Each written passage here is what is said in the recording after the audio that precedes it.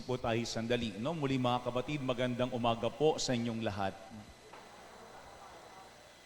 Si Saint Teresa ng Avila, ang sabi niya, love is repaid with love.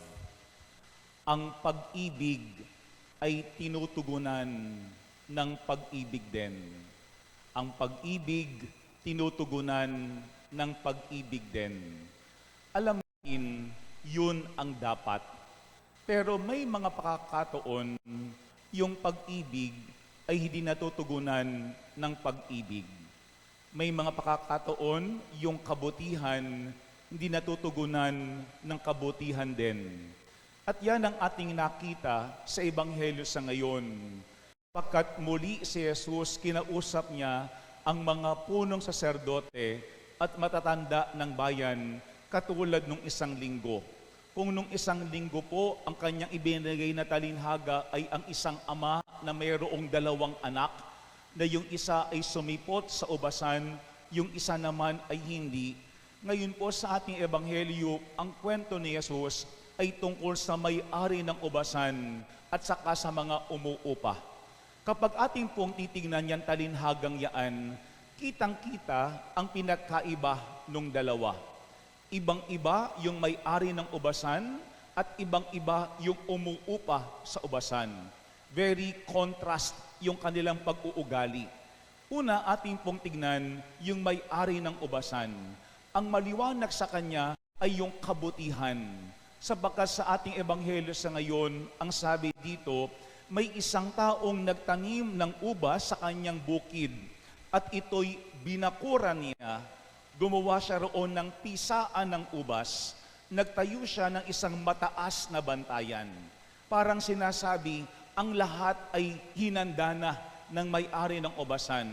Ang lahat ginawa mismo ng may-ari ng ubasan. Yan po ay salamin ng Diyos sa atin. Parang sinasabi ng talinhagang ito, ganoon din ang Panginoon sa atin. Lahat ginagawa niya. Lahat ibinibigay niya. Pero may mga pagkakataon, yan ang nakakalimutan natin. No? Kasi may mga pagkakataon, ang iniisip natin ay ang lahat dahil sa atin. Tayo ang nagpagod. Tayo ang may gawa ng lahat, kaya tayo ay nagtatagumpay. Kaya ano doon sa atin minsan yung pride, yung kayabangan. O minsan ang iniisip natin ay dapat lamang nalagyan ng pisaan. Dapat lamang tayuan ng bantayan. Ito yung sense of entitlement. Dapat lamang. Pero mga kabatid, tandaan natin, ang lahat ng ito ay ginagawa ng may-ari ng ubasan, hindi dahil yan ay karapatan ng mga umuupa. Ito ay tanda ng kanyang kabutihan. Yan ay simbolo ng kanyang pag-ibig sa kanila. At ang Panginoon ganoon din sa atin. Hindi karapatan natin ang mga bagay na ating nakukuha mula sa Diyos. Kung hindi ang lahat ng yaan ay tanda ng pag-ibig at kabutihan ng Panginoon sa atin. Kaya nga dapat ando doon sa atin hindi ang kayabangan, kung hindi yung pasasalamat, yung gratitude. At kapag tayo ay mayroong gratitude, ando doon din dapat sa atin yung kababaang loob, yung humility. Kasi kung alam natin na ang lahat ay galing sa Diyos at ang lahat ay dahil sa Diyos, wala tayong pwedeng maipagmayabang sa ating kapwa. Alam po nyo, meron kaming isang kaibigan, marami mga pari ang may kaibigan sa kanya.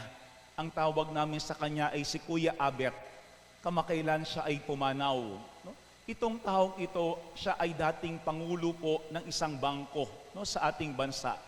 Napakayaman, pero napakasimpleng tao, napakababa ng kanyang kalooban. No?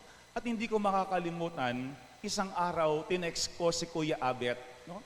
Ang sabi ko kay Kuya Abet, nabalitaan ko, ikaw pala ang nagsusupply, nagdo-donate no, ng mga bulaklak doon sa isang simbahan. Sabi ko, napakaganda po. Kasi nabalitaan ko linggo-linggo, yun ang kanyang ginagawa.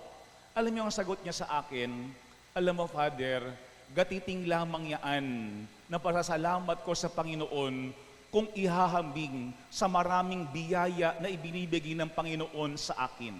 Pero mga kapatid, yan ang unang paalaala sa atin. Walang dahilan para tayo makalimot sa kabutihan ng Panginoon. Walang dahilan para tayo ay magmataas sa ating kapwa kung ang lahat ay dahil sa Diyos. Merong isang santo, si Saint Vincent de Paul. Ang sabi niya, you must ask God to give you power to fight against the sin of pride. Yung mapaglabanan daw ang kayabangan, which is your greatest enemy. The root of all that is evil and the failure of all that is good. For God resists the proud. For God resists the proud. Mga kapatid, ang unang maliwanag sa ating ebanghelyo sa ngayon ay yung kabutihan ng may-ari. Ating huwag kakalimutan. Pero pangalawa sa ating ebanghelyo, ang malinaw din ay yung kasamaan ng umuupa. Sabi ko nga, very opposite ang kanilang ugali. Sapagkat ang lahat ay ginawa na ng may-ari ng ubasan, ang kailangan na lamang gawin ng mga umuupa ay magpunta doon at magtrabaho. Pero alam natin na meron ding inaasahan yung umuupa o yung merong may-ari ng ubasan sa mga umuupa. Ano yun? Pagdating ng anihan, bibigyan siya ng kaparte ng kanilang ani. No, tingin ko normal naman talaga yun. Kasi hindi naman sila ang may-ari ng ubasan. No, hindi sila ang may-ari ng bukid. Kung yun ay bukid nila, lahat ng ani ay sa kanila. Pero sila ay nangungupahan lamang. Pero yaan ang ayaw nilang gawin. Hindi sila handa na magbigay ng upa mismo sa may-ari ng ubasan. Kaya nung dumating ang taga-singil, ano ang kanilang ginawa? Imbis na magbigay ng kaparte sa may-ari ng ubasan, kanilang pinalayas, binugbog at pinatay yung mga maniningil. Pero kita pa rin yung kabutihan ng may-ari. Kasi nagpadala siya ng mas maraming maniningil. No? Baka iniisip ng may-ari, baka nabigla lamang sila. Baka sila ay matauhan. No? Baka magbago rin naman yung kanilang ugali. Pero ganoon pa rin ang ginawa ng mga umuupa. Pinalayas, pinatay, sinaktan yung mga maniningil. Pero hindi pa rin huminto yung may-ari. Ang sabi niya, baka kapag ibinigay ko yung aking anak, siya yung aking ipapadala, gagalangin nila yung aking anak. Pero yan ang malungkot sa ebanghelyo. Pati yung anak mismo ng may-ari ng ubasan na kanilang inuupahan ay kanilang pinatay. No? Siguro yun pa lamang pag-isipan nating maigi. Kung tayo ang may-ari ng ubasan at ganoon yung ating kabutihan sa mga umuupa, pero yung ating mismong pamilya o yung ating mismong mahal sa buhay ay kanilang sinaktan at pinatay, ano yung ating mararamdaman? No? Pero magandang ating ding tignan, bakit ganoon ang naging ugali ng mga umuupa? Tingin ko ang malinaw dyan is greed, yung pagiging gahaman. No? Kasi kapag tayo ay gahaman, tayo ay nakakasira ng relasyon. Kapag tayo ay gamahaman, wala tayong nakikitang iba kung hindi yung ating sarili lamang. Kaya nga maganda pong ating pagnilayan, ano ba yung ating pwedeng gawin para tayo ay hindi maging greedy, hindi tayo maging gahaman. Kasi kahit sino ay pwedeng maging tulad ng mga umuupa, gahaman. Dalawang bagay po. Una, be contented. No? Be contented. Kasi may mga pagkakataon, marami namang biyaya ang nasa sa atin, pero ang ating laging tinitignan, ano yung meron ang iba at ano pa yung kulang sa atin. Biyaya nga na sila ay merong lupa na pwedeng pagtaniman. Biyaya na nga na ang ginawa ng may-ari, merong pitasan, merong ando doon yung bantayan, at ang lahat ay inihanda na para sa kanilang magandang ani. Pero yun ay hindi pa sapat sa kanila. Gusto nilang mapa sa kanila pati mismo yung lupa ng ubasan. Yan ang ating unang tignan, contentment. No? May mga pakakataon ba na tayo ay hindi makontento kung ano yung biyaya na meron tayo? Kaya kahit yung biyaya ng iba ay gusto nating kunin, gusto nating mapa sa atin by hook or by crook. Dati naalala ko si Cara David, merong isang interview na ginawa sa kanya. Binabahagi niya paano sila pinalaki ng kanilang tatay. No, nakakatuwa yung kanyang sharing.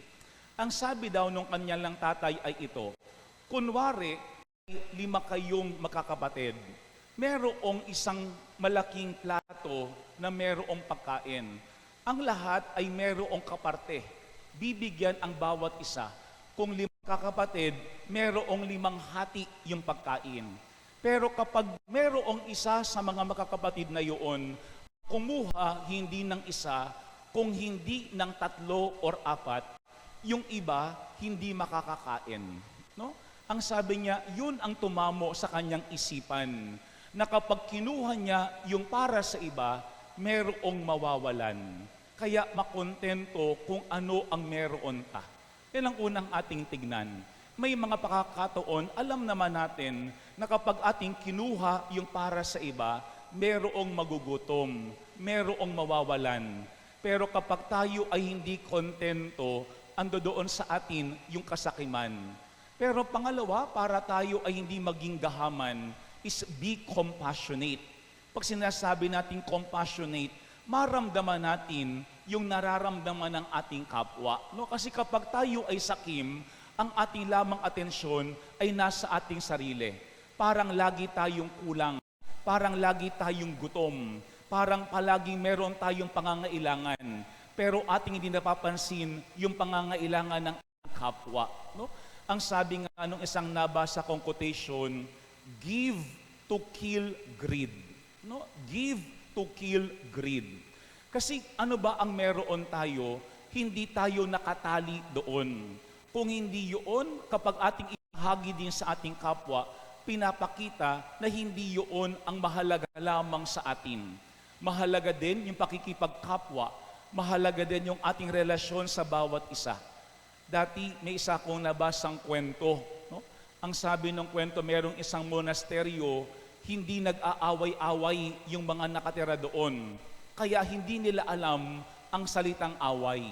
Isang araw daw, merong 2 monk nag-uusap. Ang sabi ng isang monk, brother, nabalitaan mo ba yung salitang away? Ang sabi ng isa, hindi, ano ba yung away na yun? Ang sabi niya, away ay yung hindi pagkakaunawaan. Ang sabi ng isa, paano ba away? Ang sabi niya, madali lang daw. Ang gagawin ko ay kukuha ako ng bato, sasabihin ko sa iyo, akin ang batong ito. And sasabihin mo sa akin, hindi, akin ang batong yaan. Pero hindi ako papayag. Sasabihin ko sa iyo, hindi, akin ang batong yaan. Then magkisimula na tayong mag-away. Sabi niya, o ano, handa ka na bang mag-away? Ang sabi ng isang monk, sige, subukan nating mag-away. Ang ginawa ng isang monk, kumuha ng bato. At ang sabi niya sa kabilang monk, akin ang batong ito. Ang sabi ng kabilang monk, kung sa'yo yaan, edi sige, kunin mo na. Hindi natuloy yung kanilang away. Mga kabatid, laging merong away kapag merong makasarili. Laging merong away kapag ating laging iniisip ay yung ating sarili. Laging merong away kung laging pakiramdam natin tayo ay kulang at wala tayong pakialam sa ating kapwa. Kaya tingin ko ang mahalaga araw-araw, ang ating tanungin is not what we have. Hindi kung ano yung meron tayo, but why we have them. Bakit meron tayo ng mga bagay na yun? Para meron tayong pakakataon na magbahagi, hindi lamang sa may-ari ng ubasan, kung hindi sa ating kapwa na umuupa. Mga kabatid, love is repaid with love. Hindi galit ang kapalit sa pag-ibig. Hindi dapat kasamaan ang sukli sa kabutihan. Pero tandaan natin, kung ang Diyos ay mabuti sa atin, walang dahilan para tayo ay maging masama sa ating kapwa. Ang sabi nga nila, yung pagtulong natin sa ating kapwa, yung pagpapakabuti natin sa bawat isa, yun ang ating upa habang tayo ay nakatira dito sa lupa.